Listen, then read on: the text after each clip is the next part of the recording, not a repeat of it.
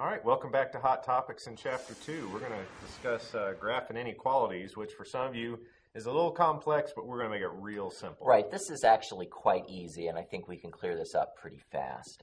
It's worth, before we do anything else, starting off by reviewing horizontal and vertical lines. So let's do that really quickly.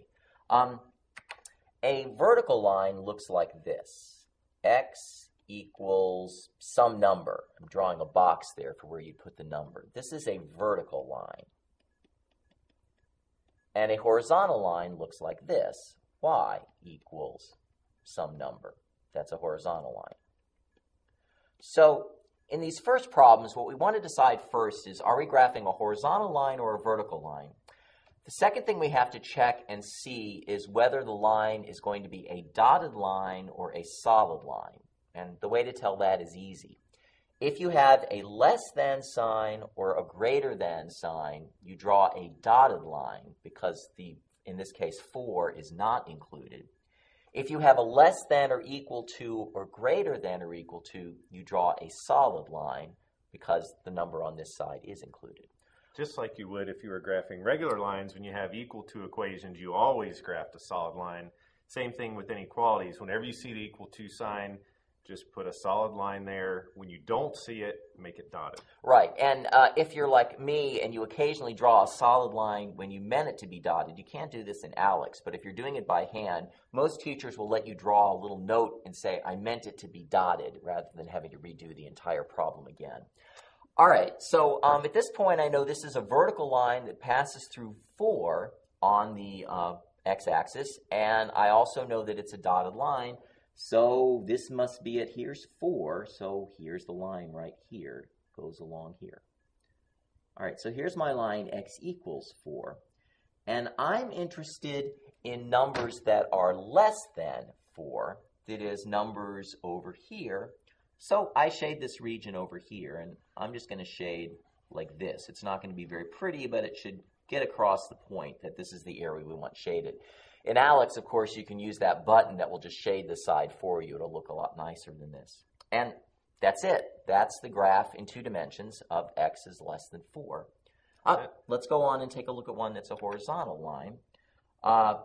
This time, we have the horizontal line y equals 3. And notice the equal sign is there, so this will be a solid line. So this goes through positive 3 on the y-axis, and positive 3 on the y-axis is here. So here is my attempt to draw that line right there. It's not very straight, but it's the best I can do. And again, we're interested in numbers that are greater than or equal to 3. That is numbers up here, so I just shade this region up here. And that's it. That's the graph. That's it. Now, we know those of you that are working in ALEKS, you have the graphing tool. So there's no issues with straight lines, with shading properties. It makes it really nice. Right. It's actually one of the things in ALEKS, at least when I first went through it, I was most impressed with was how easy it is to graph these, because they're kind of hard to do by hand, and they're even hard to do on a graphing calculator. All right, so let's look at a problem that's not a horizontal or a vertical line.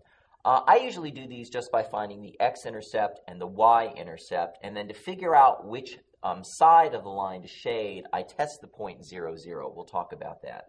All right, so first let's find the x-intercept and the y-intercept. Recall, to find the x-intercept, we let y equal 0. So if y equals 0, we are saying that x plus 4 times 0 equals 8. When finding the x and y-intercept, you can actually ignore the greater than or equal than sign and just put an equal sign there. In this case, 4 times 0 is 0, so this says x equals 8. And so the x-intercept is 8. So to go ahead and graph that on this particular graph, I think we'll count by 2s. So we'll call this 2, 4, 6. Here's positive 8 here. All right, next, let's go ahead and find the y-intercept. To find the y-intercept, I let x equal 0. So if x equals 0, I'm saying that 0 plus 4 times y equals 8. And if 4 times y equals 8, well, y must be 2. And since I counted by 2's on the x-axis, I'll count by 2's on the y-axis as well. So here is 2 on the y-axis. And now I can go ahead and draw my line. The question you should ask yourself is this line a solid line or a dotted line? I'll give you a second to think about that. We need that Jeopardy music again. We never have it when we want it. Yeah. All right. So hopefully you notice that there's an equal sign here, and so this should be a solid line. So here is my attempt to draw a solid line through these 2 points. Okay, so now let's talk about how to figure out whether we shade this side of the line or whether we shade this side of the line. The way to do this is to use a test point. And the easiest point to test, at least in my opinion, is the point 0, 0, that point right here. Call that the origin. Right, that 0, 0 is called the origin.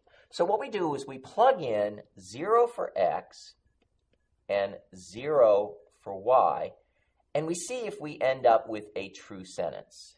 Over here, I just have 0 plus 0, which is 0. So what I'm saying here is that 0 is less than or equal to 8. The question is that sentence true or false? And in this case, it's true because 0 is less than 8. That tells me that the side that contains this point is the correct side to shade. So the graph for this includes all the points over here. That is, if you pick any point on this side of this line and plug that x and y value into this inequality, you'll get a true sentence. If this had come out to be false, that would tell me that I should shade this side over here. That is the side that doesn't contain 0, 0.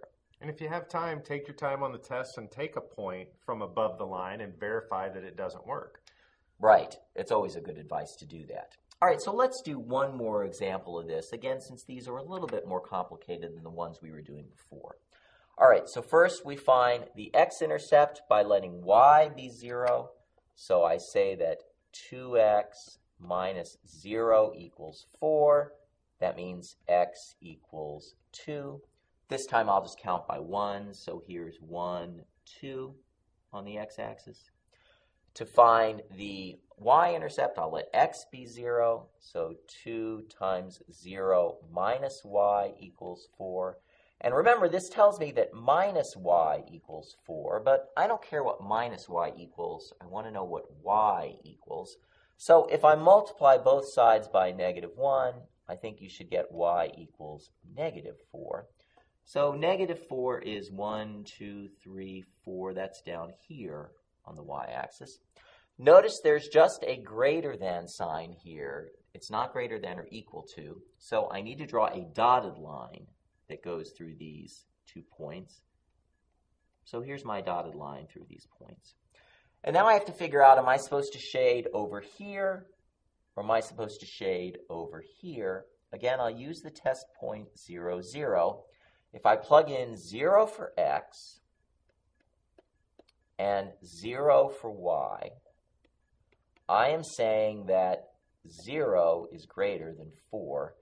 And that's false. That's not true. That means this side is not the correct side to shade. I should shade the opposite side, that is over here. And as Jerry was mentioning earlier, if you want to make sure you're correct, you can pick some point over here and make sure that it makes this sentence true.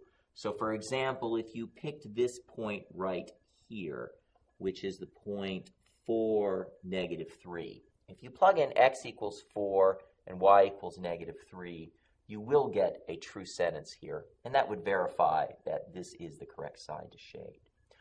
If they want to see more about this, where's this in the book, Jerry? They'll find this in Chapter 2. I think it's pages right around the end of the 90s. 96 to 99 is where you're going to find this. But just to summarize, when you get these problems, step 1, graph the line ignoring the inequality. Then ask yourself, solid or dotted, and then shade.